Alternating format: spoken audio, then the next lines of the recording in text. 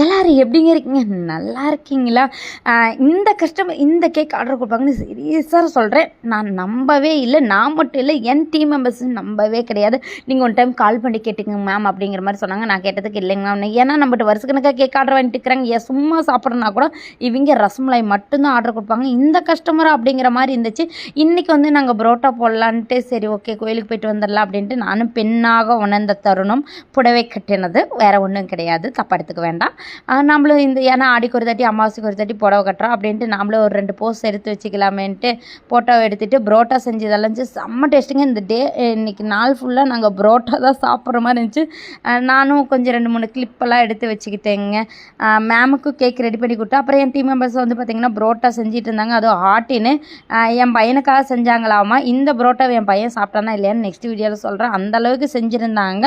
உங்களுக்கும் புரோட்டா கிளாஸஸோ இல்லை பேக்கிங் கிளாஸஸோ இந்த மாதிரி ஏதாவது கற்றுக்கணும்னு ஆசைப்பட்றீங்க, சமையலே உங்களுக்கு வரலைனாலும் நம்மளோட அகாடமியில் மெஷர்மெண்ட்டோட கிளாஸஸ் அவைலபிளாக இருக்குங்க. இன்ட்ரெஸ்ட் இருந்துச்சு அப்படின்னா நம்ம டிடி கேக் ஆட்ட மறக்காம